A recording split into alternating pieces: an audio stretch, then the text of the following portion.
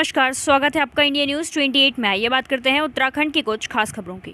IG Ridhim Agarwal पहुंची काशीपुर, महिला संबंधित अपराधों पर जताई चिंता। उत्तराखंड के ऊधम सिंह नगर के काशीपुर मुरादाबाद रोड स्थित पुलिस अधीक्षक कार्यालय में कुमाऊं परिक्षेत्र पुलिस महानिरीक्षक रिधिम अग्रवाल ने महिला अपराध, साइबर सेल समेत जघन्य अपराध तथा ड्रग्स को लेकर पुलिस अधिकारियों के साथ समीक्षा की।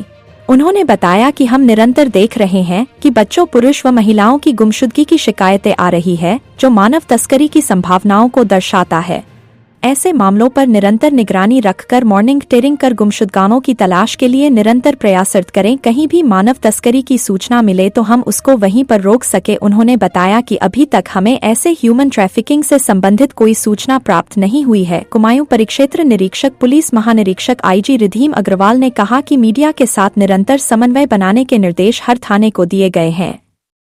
अगर कोई घटना होती है तो उसकी फैक्चुअल इन्फॉर्मेशन मीडिया के साथ शेयर की जाएगी। साइबर क्राइम को लेकर आईजी ने कहा कि साल भर में जो शिकायतें हमें प्राप्त हो रही है, उतना शायद फिजिकल क्राइम में रजिस्टर भी फिल नहीं हो पाता। इस बढ़ोतरी को देखते हुए भारत सरकार द्वारा साइबर कमांडो का कोर्स करवाया गया है। ट्रेंड कमांडो को प्रदेश व जिले लेवल पर साइबर क्राइम की घटनाओं को हैंडल करने के लिए पीड़ित की शिकायत पर त्वरित निस्तारण करने के प्रयास किए जाएंगे। महिला संबंधित अपराधों पर चिंता व्यक्त करते हुए आईजी रिधिम अग्रवाल ने कहा कि निरंतर इसमें वृद्धि हो रही है। ड्रग्स को लेकर उन्होंने कहा कि सप्लायर सेल पर जनपद की पुलिस निरंतर कार्य कर रही है तथा उनके धरपकड़ की जा रही है।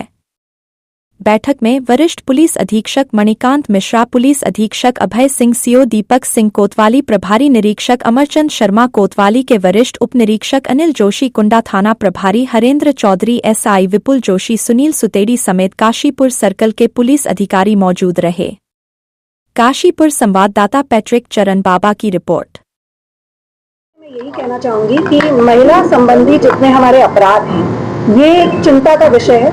निरंतर इसमें वृद्धि भी हो रही है और अच्छी बात ये भी है कि पुलिस इनको रजिस्टर भी कर रही है, इसलिए भी इसमें हम देख रहे हैं कि वृद्धि दिखती है।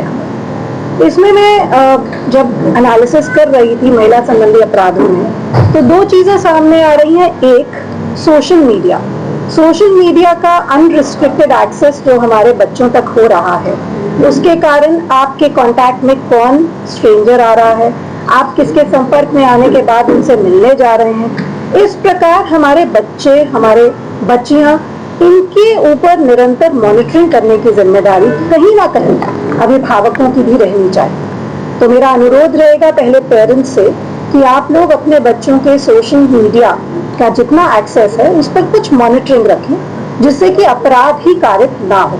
वो सोशल मीडिया के बारे में अवेयर हों कि इसका यूज किस प्रकार से किया जाना है, क्या इसके दुष्प्रभाव हो सकते हैं। स्कूल्स और टीचर्स निरंतर उनको इस बारे में अवगत करें। उसके पश्चात जब अपराध हो जाता है तो पुलिस का रोल आता है। तो हम लोग के प्रयास यही रहेगा कि अगर हमारे पास ऐसी कोई भी शिकायत महिला संबंधी अपराधों की आती है तो तत्काल कार्रवाई की जाए उसमें। और साथ ही साथ हम जस्टिस डिलीवरी सिस्टम की जब बात करते हैं तो पुलिस इस जस्टिस डिलीवरी सिस्टम का एक अंग है, एक विंग है। हमारे साथ साथ प्रोसिक्यूशन है, हमारे साथ माननीय न्यायालय हैं, जिनसे जब केस का पूरा कन्विक्शन होता है तो उसके बाद ही न्याय पीड़िता को या विक्टिम्स की फैमिलीज को मिलता है। तो एक प्रयास ये रहेगा हमारा कि हम अपनी विवेचना गुणवत्ता पूर्वक करें।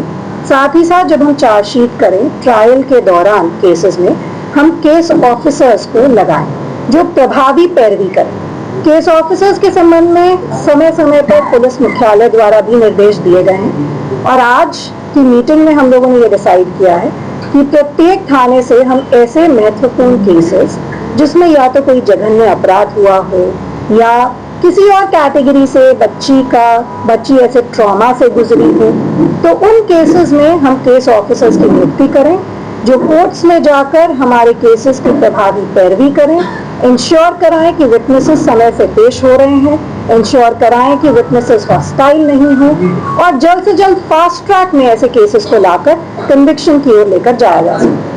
तो हमारा प्रयास रहेगा केस ऑफिसर्स के थ्रू हम एक्चुअल जस्टिस जो है वो पीड़िता तक पहुंचा सकें।